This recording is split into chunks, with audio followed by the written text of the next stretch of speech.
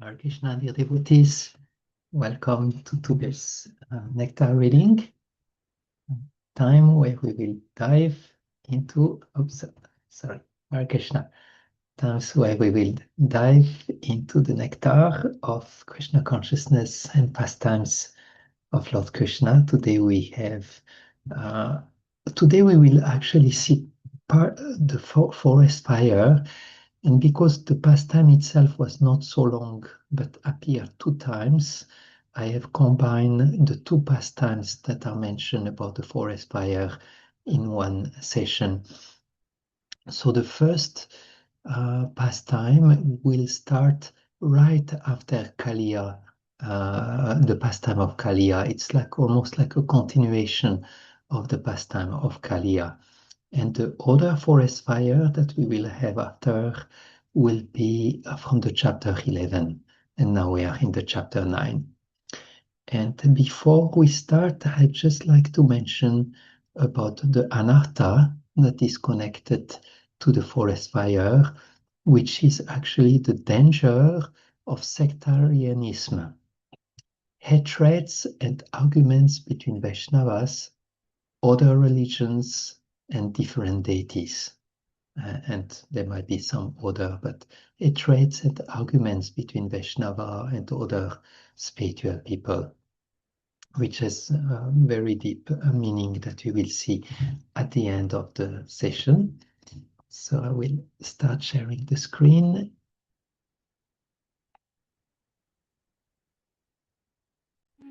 Okay.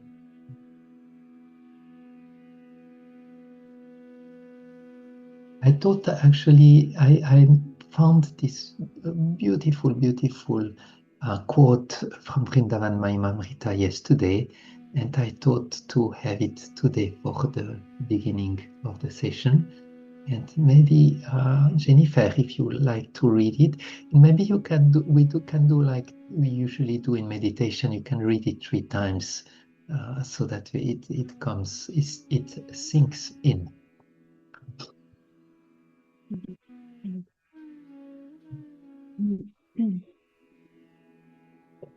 O Vrindavan, you possess the supreme transcendental beauty. O supremely blissful Vrindavan, your sweet transcendental qualities are eternally glorified in song. O Vrindavan, if I know that in comparison to you, millions of lifetimes are extremely insignificant, then why for me does this entire material world not become as insignificant as a single blade of grass?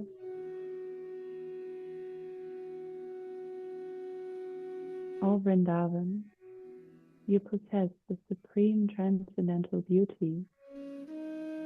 O supremely blissful Vrindavan, your sweet transcendental qualities are eternally glorified in song. O Vrindavan, if I know that in comparison to you, millions of lifetimes are extremely insignificant, then why for me does this entire material world not become as insignificant as a single blade of grass?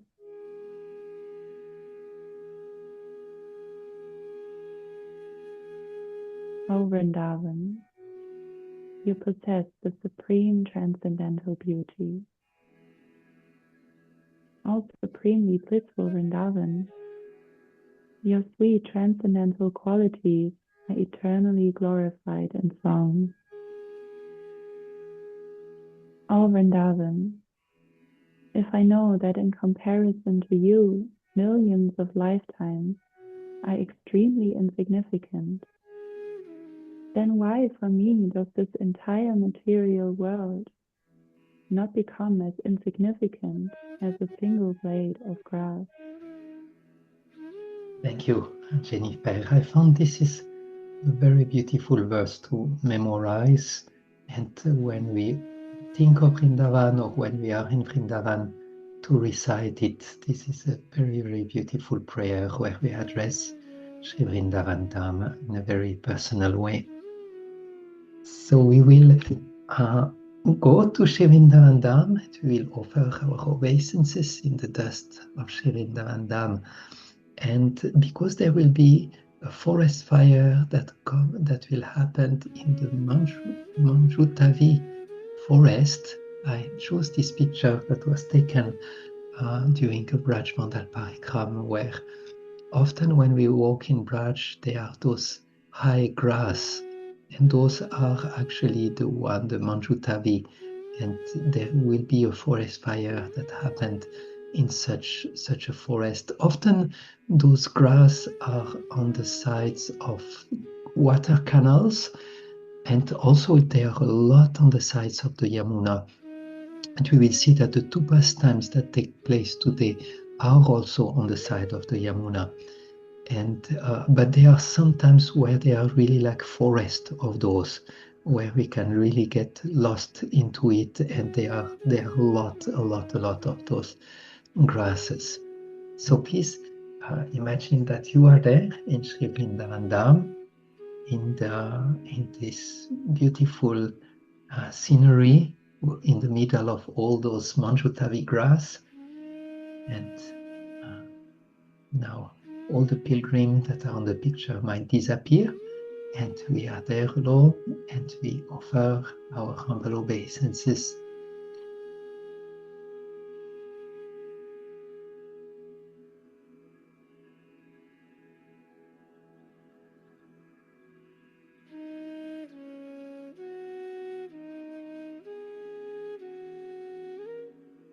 Please feel the transcendental touch of the dust of Sri Vrindavan Dham on your forehead and on all the limbs of your body.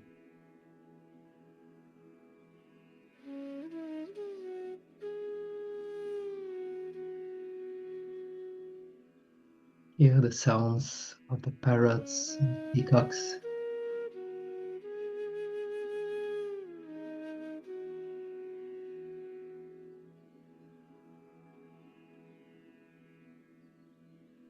And remember your spiritual master and ask him for blessings and permission to enter into the realm of the pastimes of Krishna.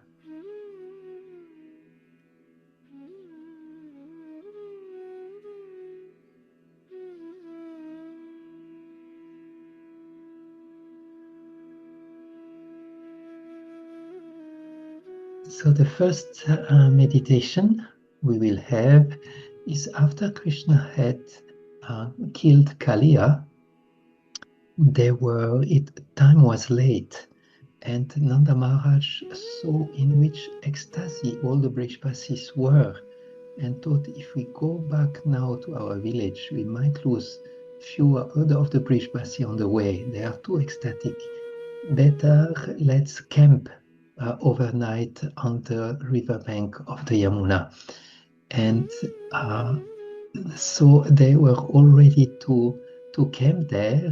And the first part of the night, no one could sleep. They were all speaking about the beauty of Krishna and how Krishna had subdued Kaliya. And at the end, most of them fell asleep, but only the gopis were still looking at Krishna and having exchanges of glances.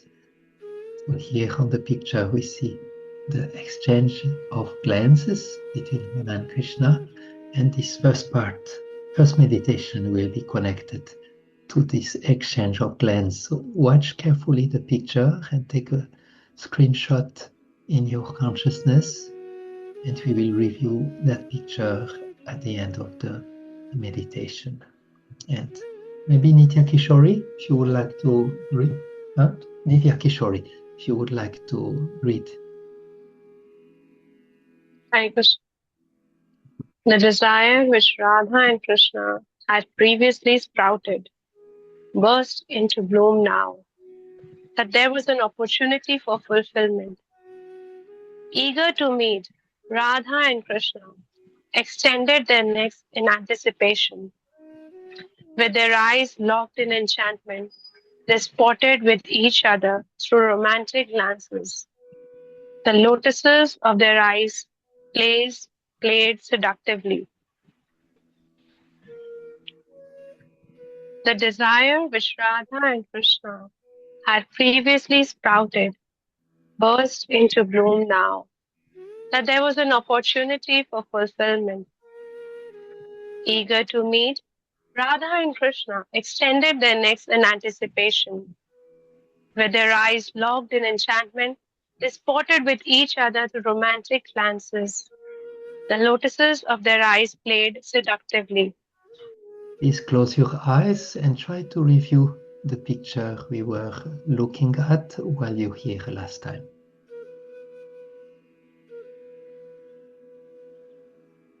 The desire which Radha and Krishna had previously spouted burst into bloom now that there was an opportunity for fulfillment. Eager to meet, Radha and Krishna extended their necks in anticipation. With their eyes locked in enchantment, they sported with each other through romantic glances. The lotuses of their eyes played seductively.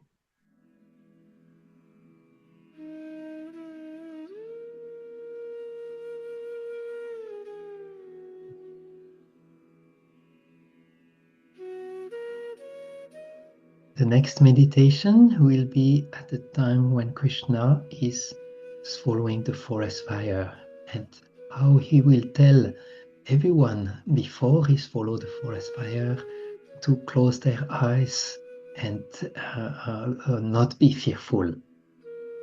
Shri Hari Govinda, would you like to read it? Gladly, Prabhu. Hare Krishna. Hare Krishna. Before immediately swallowing that uncontrollable forest fire, Krishna, whose face is incomparably beautiful, addressed his followers. O friends, just close your eyes, forget about this illusion, and be happy again. The cowherd boys, their long hair hanging attractively over their shoulders, closed their eyes while Krishna displayed a drop of his unlimited opulence.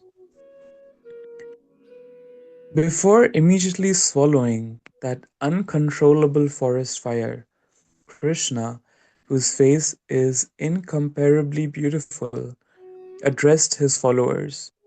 O friends, just close your eyes, forget about this illusion, and be happy again. The cowherd boys, their long hair hanging attractively over their shoulders, closed their eyes while Krishna displayed a drop of his unlimited opulence. Please close your eyes and visualize a beautiful picture we just saw of Krishna following the forest fire as we hear the last time meditation. Before immediately swallowing that uncontrollable forest fire, Krishna, whose face is incomparably beautiful, addressed his followers. O friends, just close your eyes, forget about this illusion, and be happy again. The cowherd boys, their long hair hanging attractively over their shoulders, closed their eyes while Krishna displayed a drop of his unlimited opulence.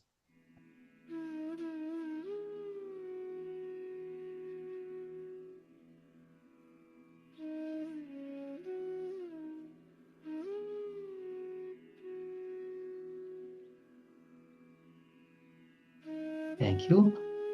And before we start the reading, will be our last inspiration.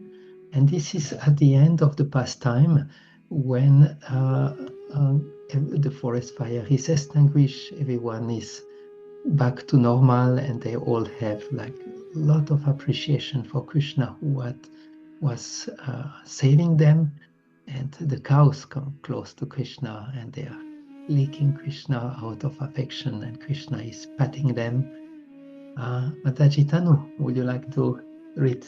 And please look carefully, take the picture in your mind, that we can visualize it for the last reading of the meditation.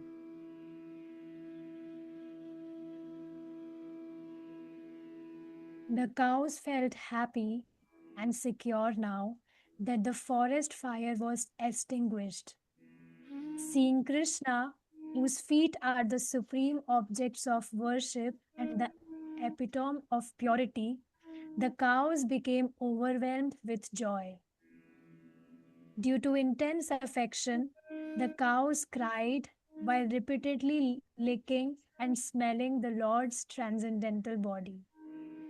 Reciprocating with them, Krishna compassionately fondled the cows with his delicate pinkish palms.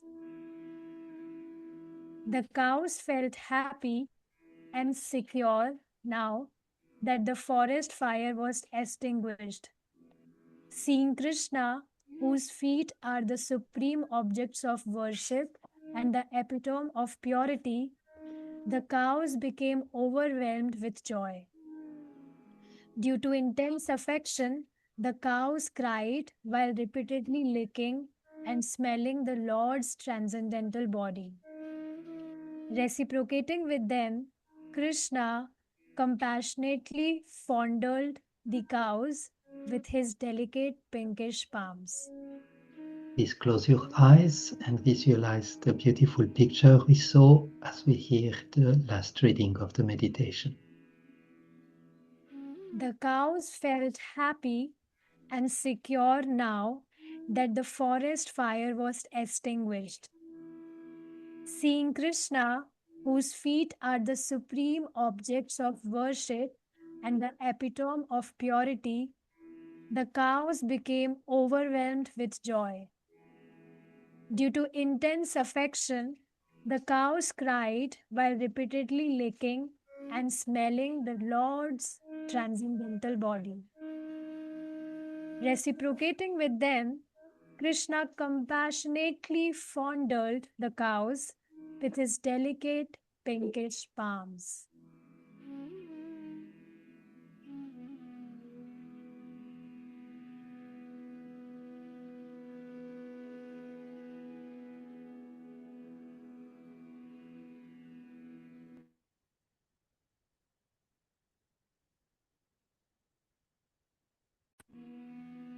Okay, so we are ready to read, and maybe we can ask Vajanti to start the reading.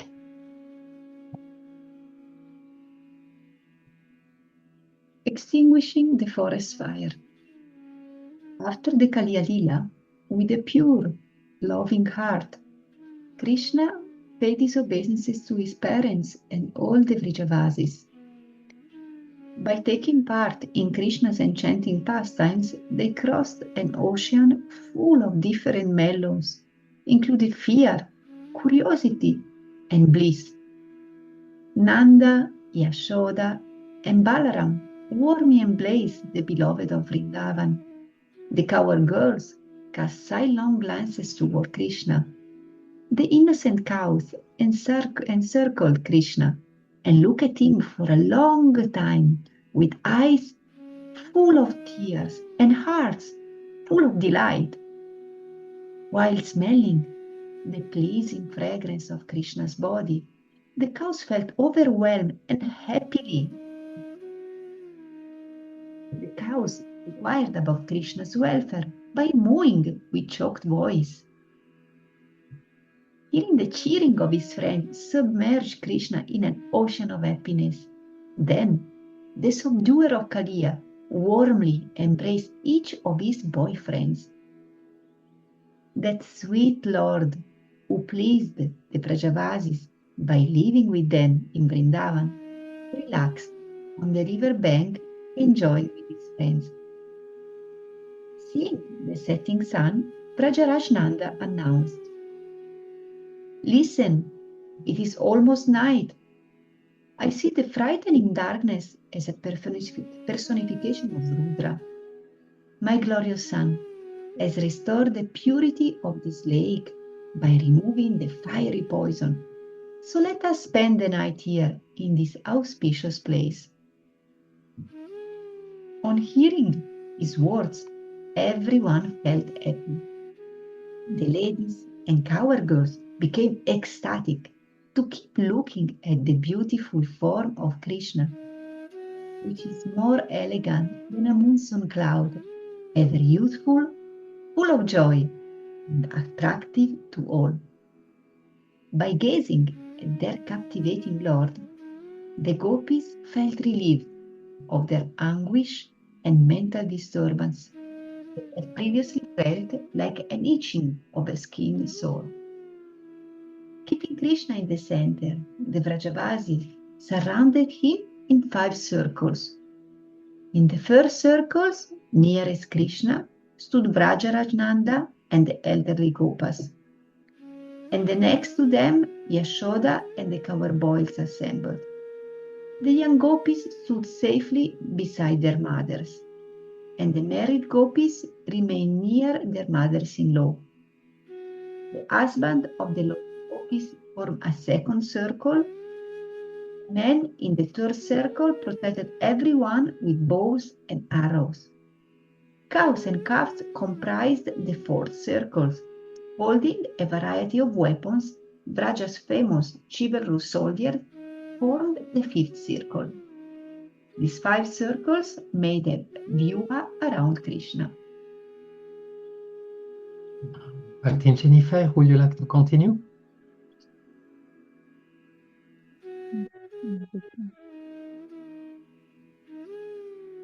The Vrajavasis spent half of the night discussing the incredible beauty of Krishna and his spectacular defeat of Kaliya. After they fell asleep, a sweet and pleasant time arrived. In the quiet hours of night, the eyes and minds of the gopis derived the fullest satisfaction from lovingly gazing at the attractive moon-like face of Krishna. The desire which Radha and Krishna had previously sprouted burst into bloom now that there was an opportunity for fulfillment. Eager to meet, Radha and Krishna extended their necks in anticipation. With their eyes locked in enchantment, they sported with each other through romantic glances. The lotuses of their eyes played seductively. First, Radha disturbed Krishna's vision with a sidelong glance. The agitation resembled the shaking of lotus flowers by the movements of a wag-tailed bird.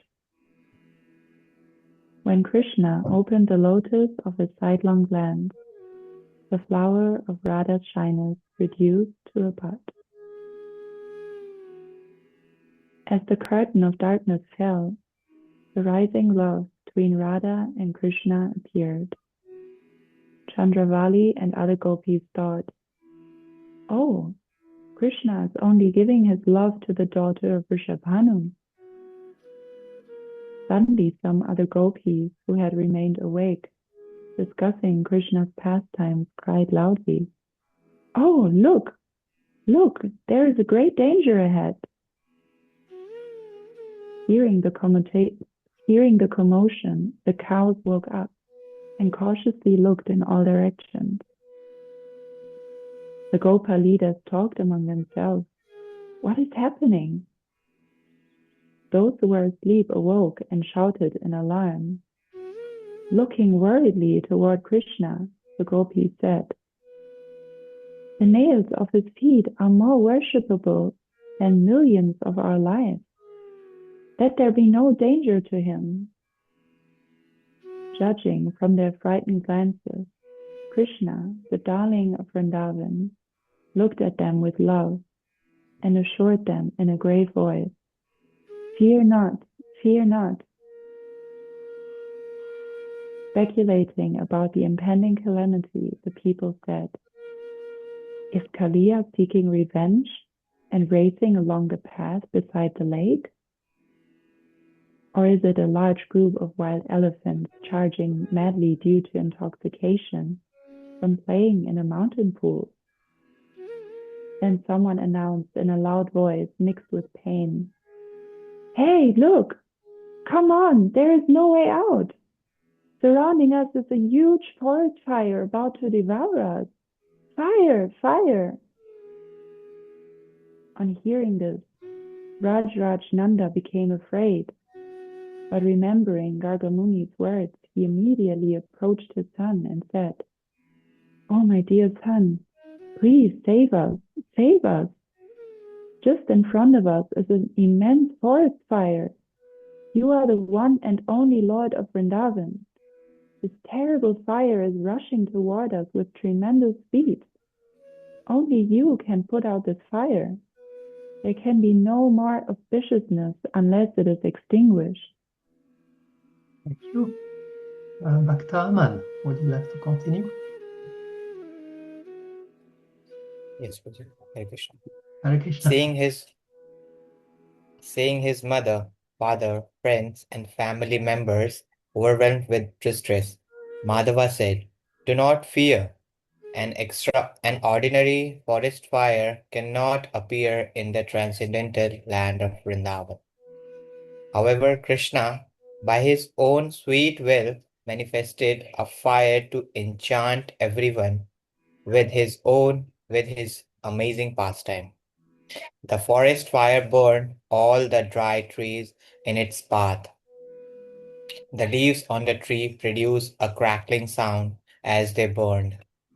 Frightened animals fled in all directions from the raging fire. Nanda saw the gigantic fire licking the sky with its flames. While observing the forest fire, Krishna thought, "This devastating fire is killing many beasts and threatening the lives of my friends. I feel compassion for the trees whose leaves are burning to ashes, and it hurts me to hear the terrified crying of the cows. The thick clouds of smoke have blinded the poor birds flying overhead. Maddened with fear, the deer are running hither and thither. Under these circumstances, what shall I do?" Krishna extinguished the fire as soon as it appeared. It disappeared as quickly as an illusion, a magician's trick, a flash of lightning, an object in dream, or as the wealth of an unfortunate person. Under the shower of Krishna's merciful glance, the trees, shrubs, and creepers returned in the previous state. Not the trace of forest fire remained. Observing this, everyone said in amazement, "We talk just like madmen. Where is that fire?" The son of the king of Vrindavan looked very elegant as he entered the town with his cowherd friends. Krishna, the glory of his family, is filled with boundless bliss and always absorbed in exciting pastimes.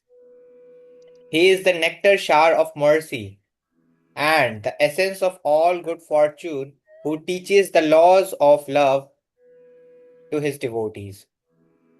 The people of Vrindavan surrounded Krishna and took great pleasure in praising him with the prayers of Gargacharya.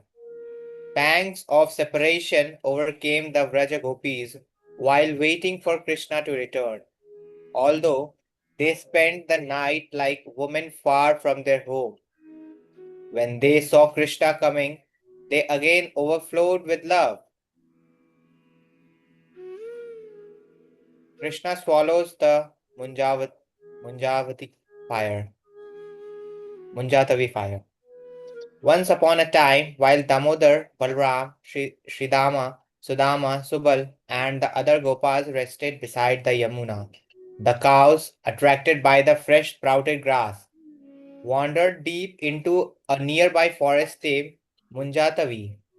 For no apparent reason, the birds sleeping in the trees suddenly filled with fear and rushed from the treetops when the cows entered the forest.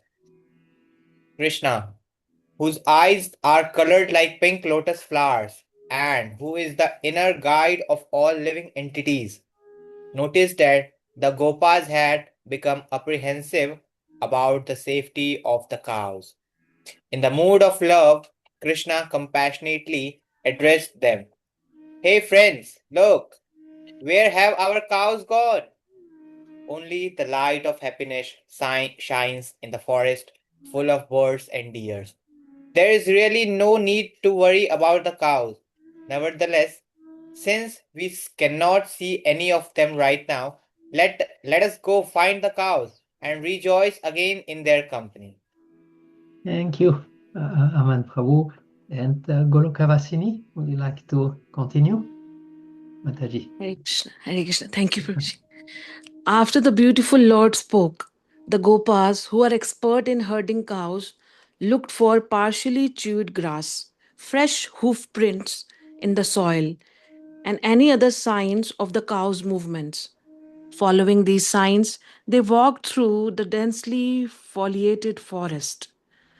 Reaching the end of their desire to search any longer, the cowherd boys became doubtful and apprehensive about the safety of the cows. They resemble people who become full of distress and lamentation after not finding any happiness in life. Suddenly, the Gopas saw a powerful forest fire devouring all the dry reeds and grass in its path. Their eyes burned from the blustery hot winds generated by that fire. Overwhelmed with sadness and anxiety, the cowherd boys looked at each other with tear filled eyes. Their movements resembled a bewildered man who prays when facing difficulty. Not finding the cows, the Gopas just kept thinking about them. Meanwhile, seeing no sign of their masters, no escape from the fire, and no hope for survival, the cows cried in fear. Upon returning to the Bandirvat tree, the Gopas reported the results of their search. Krishna responded by promising to personally save the cows from imminent death. Although Krishna is the supreme Brahman and a Chintamani gem, fulfilling the desires of all, he assumes the form of an ordinary human being. Dashing into the Munjatavi forest, Krishna summoned the cows with a sweet tune from his flute. He called them individually with his melodious voice. Hey, hey, hey.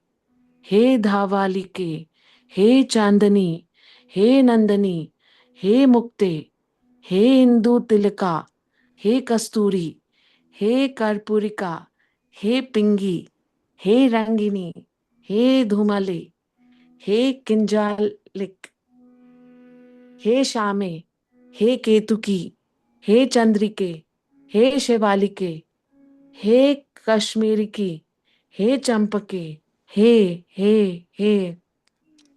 The transcendental vibration of Krishna's magnificent Murali enchanted the entire universe and attracted the cows. Hearing the gentle sound of Krishna's sweet flute reassured the cows of their imminent rescue. Overwhelmed with joy, the cows eagerly waited for Krishna. But since they were trapped in a ring of fire, they could not see their savior. In desperation, they cried in response to Krishna's call, their voices choked with fear. The cows continually vibrated a piteous hmm.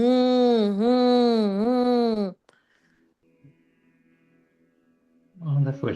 Thank you, Golokavasini Mataji.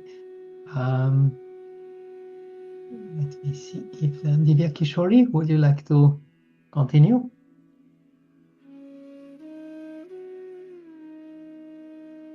I think she somehow got exited from it. Maybe our oh, sorry, I sometimes miss names. Yeah, Shri Hari Govinda, please.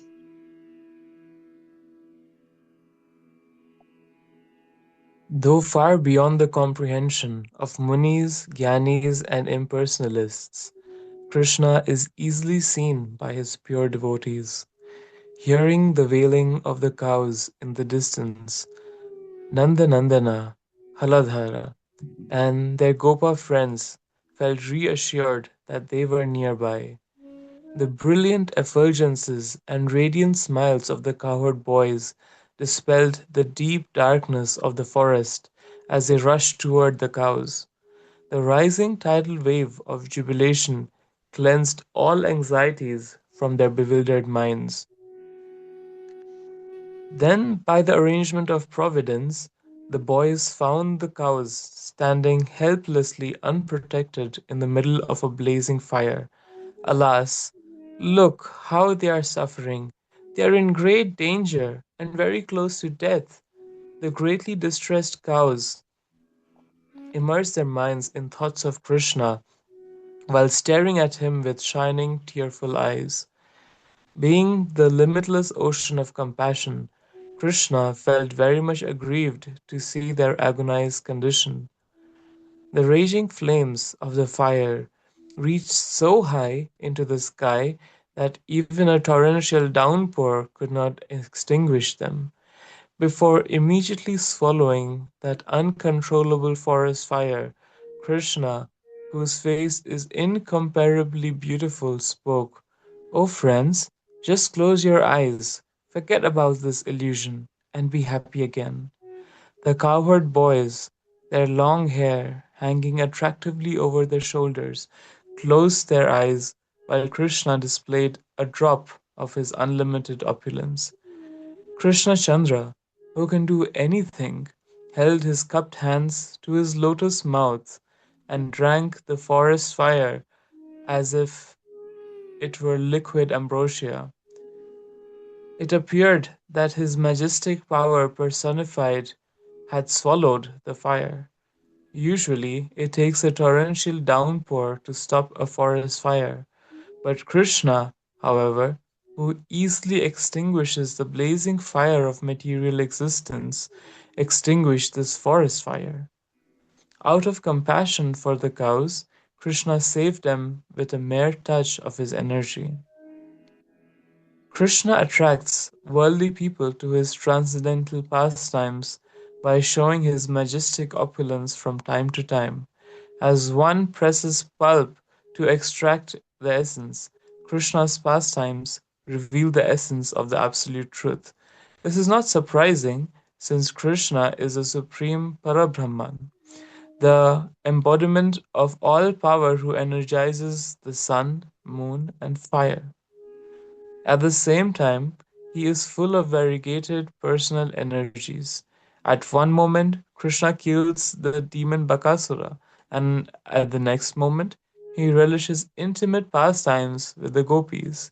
Sometimes he covers his sweet personal aspect and displays the inestimable power of his unlimited majestic opulences. Beside acting as the resting place of Brahman, Krishna shelters all types of energies. Therefore, swallowing a tiny forest fire is an insignificant feat for such a wonderful personality as Krishna, who is the combined form of complete sweetness and majesty. What scholar would not become totally captivated when trying to understand the inconceivable truth of Sri Krishna? Thank you. Mataji Tanu, would you like to continue? Yes, Prabhuji. Inspired and blissful over the whole pastime, Brahma and other demigods showered flowers from the celestial gardens. The flower shower appeared like the falling of an unlimited number of teardrops mixed with kajala. Krishna pleased the demigods by happily accepting their prayers. By the arrangement of Yogmaya, no one saw Krishna swallow the forest fire. Afterwards, Krishna returned to the Gopas, who were relaxing with the cows in the cool, sweet shade of Bhandi Rawat. Smiling mildly, Krishna said, "Now you understand why I asked you to close your eyes? Now open your eyes and look at me." The Gopas opened their eyes and exclaimed, "Oh, look! What happened? Did we go crazy? Where is that forest fire? Was it just a dream? Somehow we are just sitting here peacefully under the banyan tree with the cows." Feeling astonished, the cowherd boys became silent. The cows felt happy and secure now that the forest fire was extinguished. Seeing Krishna, whose feet are the supreme objects of worship and the epitome of purity, the cows became overwhelmed with joy. The cows cried while repeatedly licking and smelling the Lord's transcendental body due to intense affection. Reciprocating with them, Krishna compassionately fondled the cows with his delicate pinkish palms. Thank you. This is the end for today. Please close your eyes as we do the final meditation. It was just after defeating Kaliya that Krishna came out of the Yamuna river. His body extremely beautiful, with his wet cloth molding his attractive form.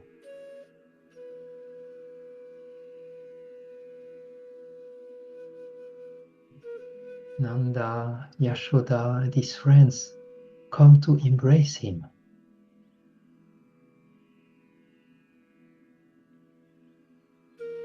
The gopis look at him with sidelong glances.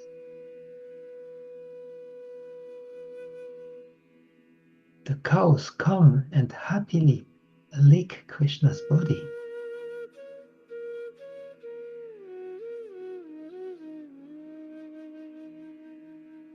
See Nanda Maharaj announcing to everyone that this night we will camp in the forest.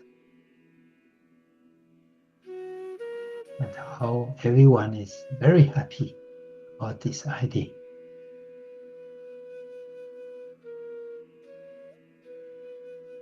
See the different cycles of protection around Krishna, his friends, and the elderly and young gopis.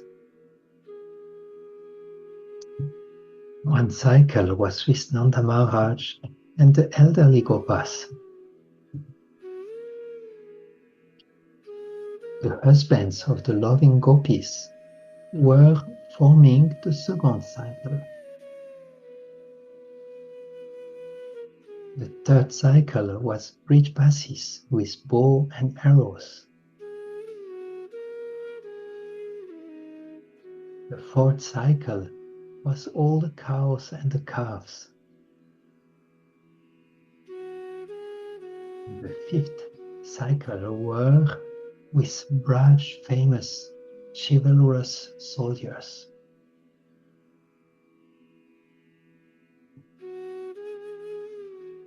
See the Brijbasis spending half of the night discussing the incredible beauty of Krishna and his spectacular defeat of Kaliya.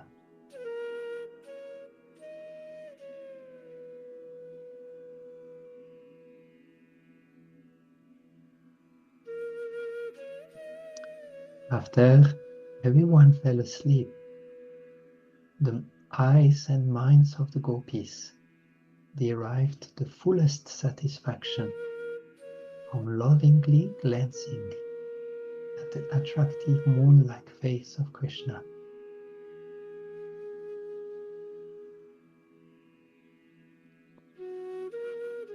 Eager to meet, Radha and Krishna extend their necks in anticipation. With their eyes locked in enchantment, they sport with each other through romantic glances.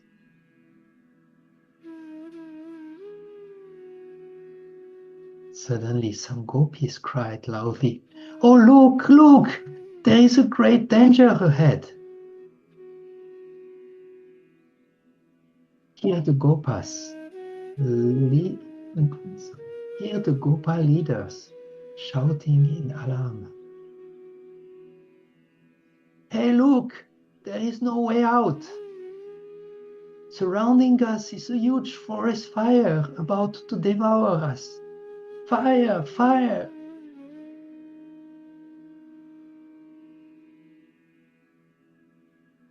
Remembering the words of Gargamuni, Nanda Maharaj said, "Oh my dear son, please save us, save us. Just in front of us is an immense forest fire. Only you can save us."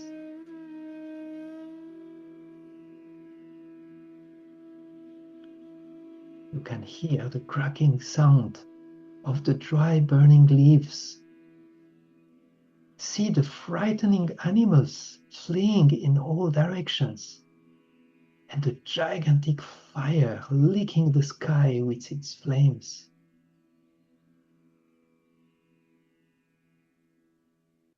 Hear Krishna telling everyone, "Close your eyes!" And see how Krishna cupped his hand and swallowed the entire forest fire.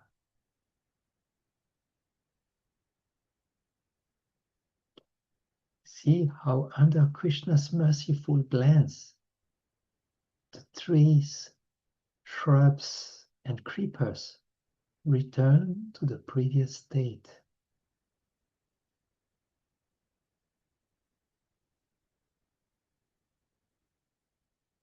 Offer your prayers to Supreme Lord Krishna so that he may also extinguish the forest fire of material existence.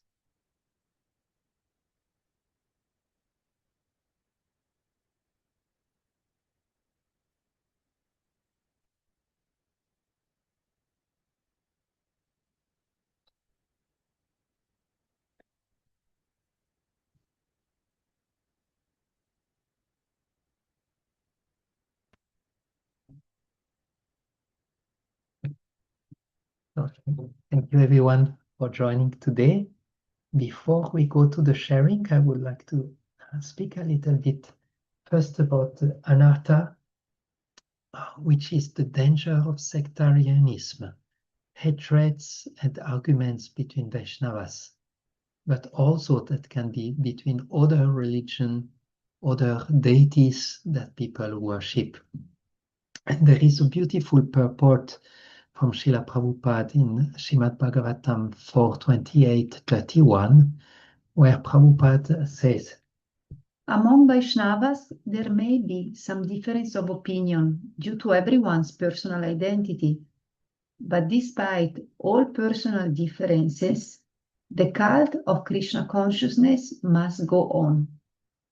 The disciples of Srila Bhaktisiddhanta Saraswati Goswami Maharaj are all God brothers, and although there are some difference of opinion, and although we are not acting conjointly, every one of us is spreading this Krishna consciousness movement according to his own capacity and producing many disciples to spread it all over the world.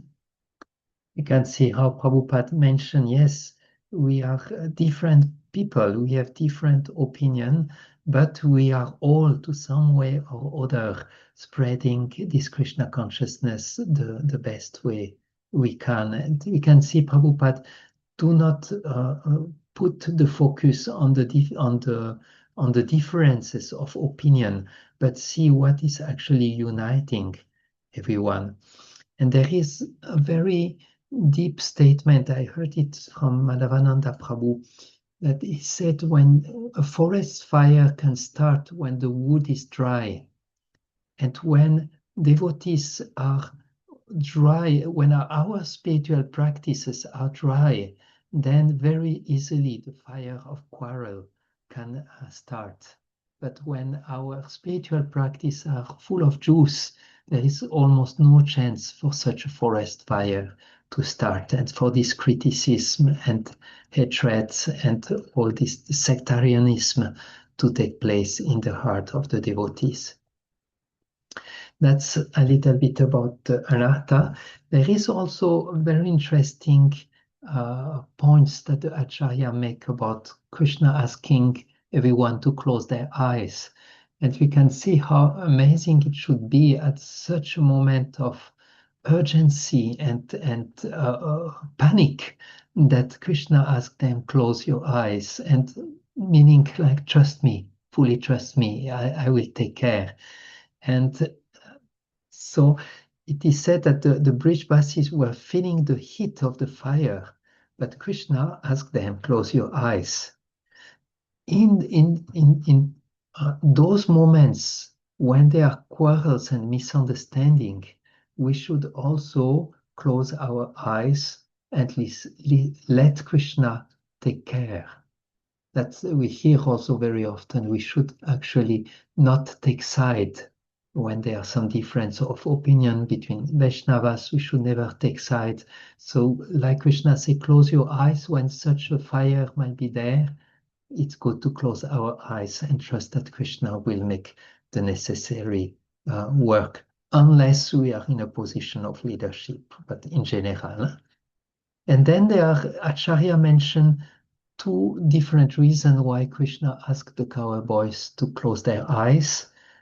One, Krishna understood that if the Brijbasi sees me drinking the forest fire, it will be too difficult for them to see that scene. Better they close their eyes. And another very sweet explanation is that sometimes ago, Krishna had been criticized for eating dirt by the boys, and he got quite some chastisement for Mother Yashoda, and all Lila took place. So Krishna thought, now if Mother Yashoda sees me drink fire, that will be much too much. Better everyone close their eyes and no one will tell anything about what I'm eating right now. And there is the last nice details that are mentioned. This is from Sanatan Goswami.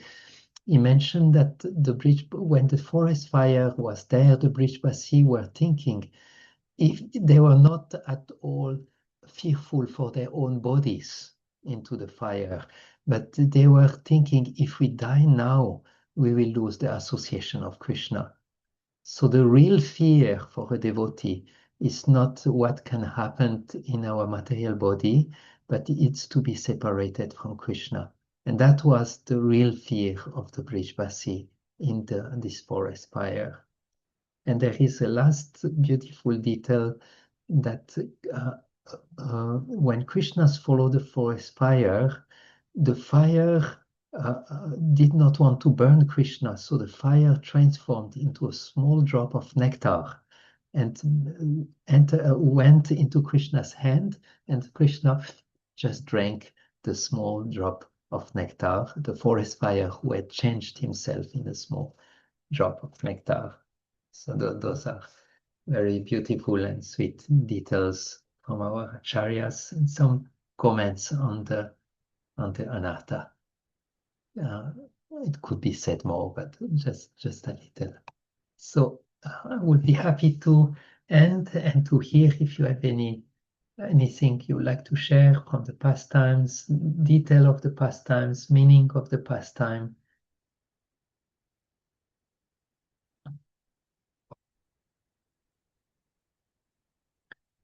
Guru Kavasini Mataji, would you like to share something?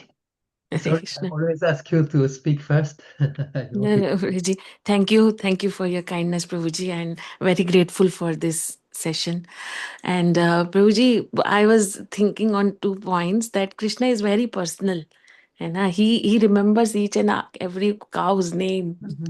And so, though he's a Lord, but he's teaching us like how personal he is with his devotees. And the other thing I like that, like Vrijvasis are always in trouble, one after another. Just now Kalia, Krishna killed Kalia, then forest fire came, and then this and that. So all the time the troubles are there. But and in our lives also, if I see one problem comes, then second comes, sometimes health issues, sometimes family issues, other things, so many, one after another. The, like in Vrindavan, one after another problems are coming. So in our lives also, one after another problems are coming. So that only the difference which I could see, that Brajvasis take shelter of Krishna. They call Krishna, and Krishna reciprocates, and then it becomes a bliss. Even the problem becomes a bliss. So what I was learning, I was trying to learn from this, that if the problem comes, though it will come, of course, because it is a fire of material existence. So these problems can also turn into a bliss if I learn to take, if I learn to call Krishna and remember him. So it will become a blissful experience rather than a painful. So this is what I was trying to learn. Beautiful, beautiful. Thank you so much. I Thank heard once Bhujan Prabhu was saying that a cure against depression is to call the names of the cows. It's very, very blissful, very, very blissful. Thank you, Mataji. Very, very relevant comment also with by hearing all those pastimes, we are all the time reminded that Krishna alone can actually save all the Prishpasi and can save us also, and that we should not uh, forget to call for his help when we are in difficulties. Wonderful. Thank you so much. Mataji Jennifer, would you like to share something?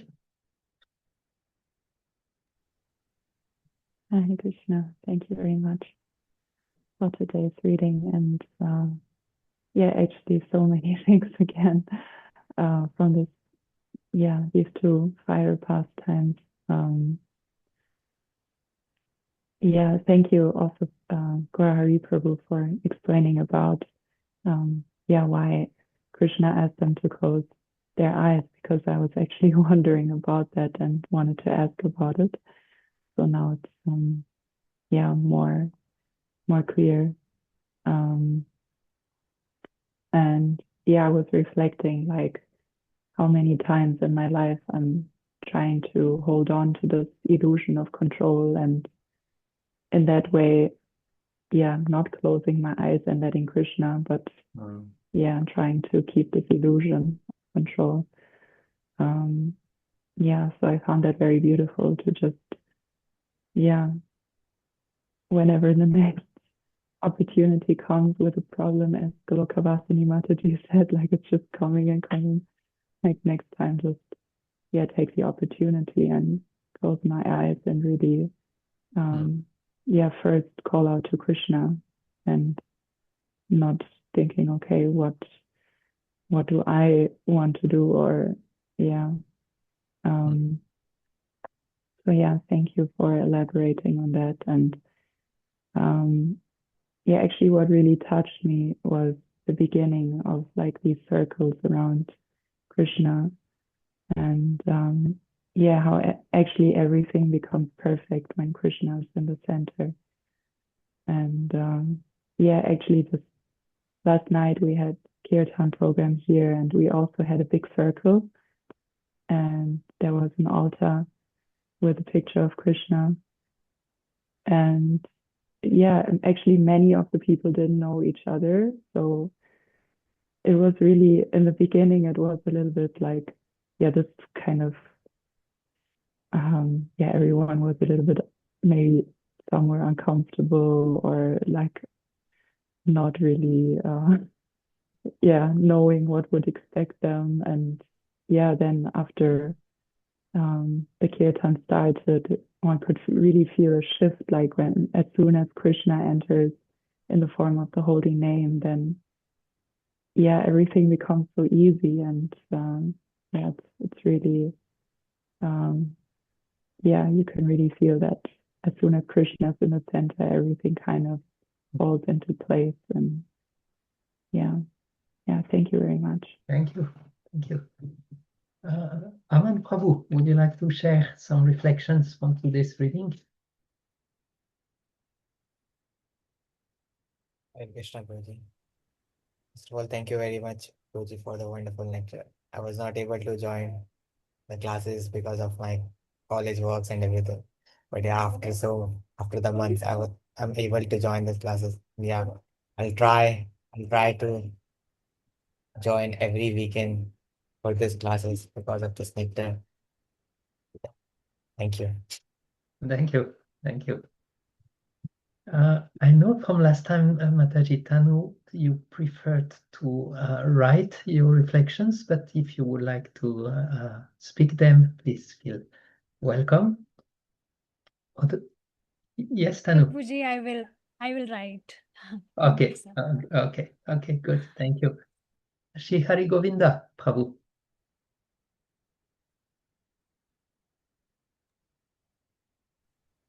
Hare Krishna.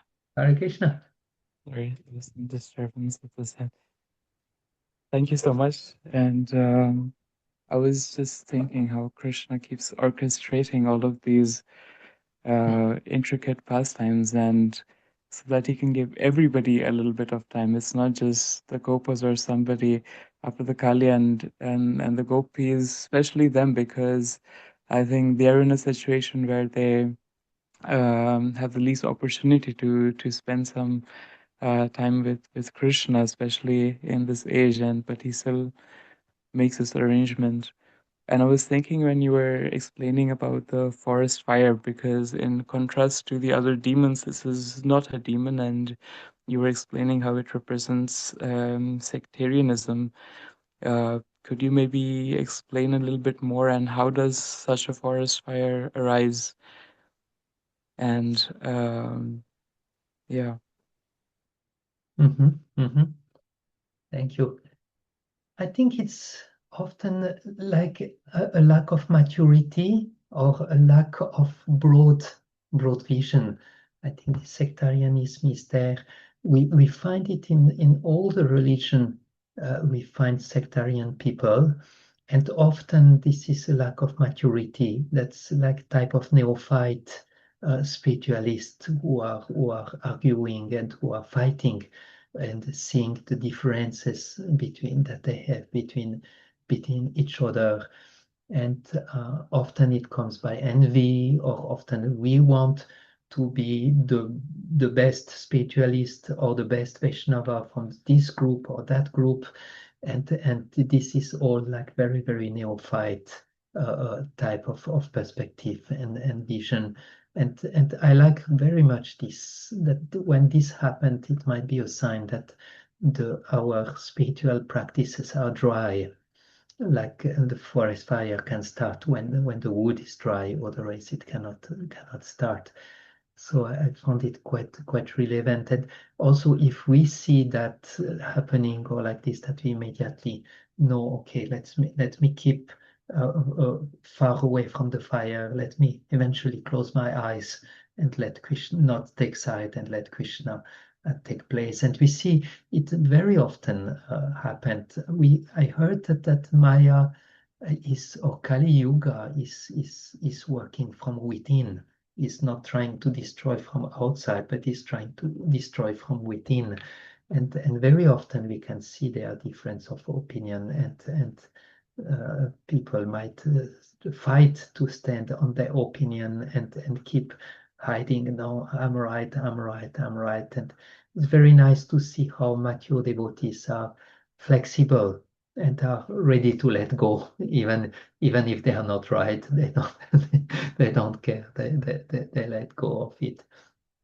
So that's some thoughts on this. And yeah, it's beautiful how there was actually in the reading that Krishna is personally orchestrating the pastimes and making this forest fire happen, and making the bridge passes take shelter of him, and saving everyone, and how everything at the end is in the hands of Krishna. Thank you for your questions and for your comment. Thank you. Vajanti, would you like to? Yes, two things mostly that I like it. One, I was surprised when the Vrijabasis, so the fire came, but even at the time, there was one sentence, I cannot remember exactly the wording, but it was like, even at that time that the fire came, they did not think of themselves. They were worrying for Krishna, that the fire would do something. So I thought, wow, that's really like a completely opposite way of thinking. And for that matter, I was thinking, yesterday we were listening to a lecture from His Holiness Sachinandana Maharaj, and he was mentioning like the difference between Indra and Prahlad Maharaj, because they both were in difficulties due to Hiranyakashipu.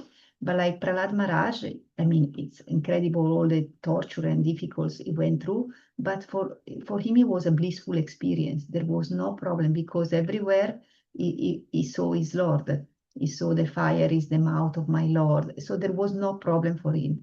But while Indra, at the end, when he was praying, he said, my dear Lord, I'm so sorry, actually, in all these difficulties, I could not think of you. I could not meditate any longer on you. So, yeah, so it was also explaining, like, so if it was making like two circles, if our life, our mind, we are absorbing our own world, and that's everything. So if a dangers come, also we think, oh, myself, our this, our that, or what will happen to me or to that. But and so because Krishna's world is very small. But on the opposite, like Prahlad Maharaj, it was the Vrijabhasi, that I mean, even that time when it was dangerous, they thought, oh, what will happen to Krishna, not to them, but to Krishna. So if also it's the same, if we absorb our consciousness in Krishna, if the opposite, our thinking of Krishna becomes much bigger, then these problems will not, there will be no space in us because we are absorbed. And I mean, he was mentioning that he will give another lecture seminar yesterday that I could not hear, but he was saying that he will also bring the points how we can absorb more practically our mind in Krishna, that I would like to hear. So that was one point. And the other one, again, I mean, there were again few beautiful, I think, images. It seems always like, yeah, these Vaishnava poets are able to make like paintings. And actually, yesterday I was reading is also like him, Rupa Goswami, Raghunatha Goswami, because they themselves, they are participating in those pastimes with their consciousness. Even like is Kavi Karnapur, they see this pastime, they are passing all the emotions. So it's because they are in there. And so they are like, this is a real poet, they were mentioning. The poet is someone that like, yeah, because he sees, he feels all he can write. So yeah, I'm always amazed to see like beautiful paintings that they come out like with this poetry. And one I like it very much, it was actually when Radha and Krishna were looking at each other, and he was saying that the Radharani's glance was like the bird wagtail that was making shivering the lotus. And then when Krishna was looking at Radharani, her shyness was like a lotus that was closing. And yeah, there were a few of those beautiful, but this one I particularly stayed with me. And the other beautiful picture that I like it when I think in both when it came out from Kalia from the Yamuna, like everyone came there. So this loving reciprocation with Krishna and the cover boys, they all have embraced in one after another. He embraced them, the cows and also all the gopas. And also, yeah, there's also very beautiful after the Manjatavi fire. Again, how all the cows, when they came, they were just crying and they were all licking him and smelling him. There was also this beautiful reciprocation. So, yes, we wish also one day to, in our life, that we are also like these cows. And when there are these difficulties, that then we also feel the Lord actually caressing, or like actually Prahlad Maharaj was one of his quality was like he always felt the embrace of the Lord. So that was beautiful. Thank you. Actually, there was 2 times the cows licking Krishna. One time after the Kaliya Lila, and one time after the Manjutavi forest fire. And yeah, thank you all for joining. I feel starting the day with a good injection of Krishna Katha is really wonderful. I think all my Saturdays are very, very blissful starting like this. Thank you for joining and bringing such a beautiful realizations and contributions. And Krishna willing, we meet next Saturday for another session. Thank you for joining. Srila Prabhupada ki jai. Jai. Thank you, Mataji. Thank you, Prabhuji. Hare Krishna. Thank you very much, Guruji. Thank you, Mataji.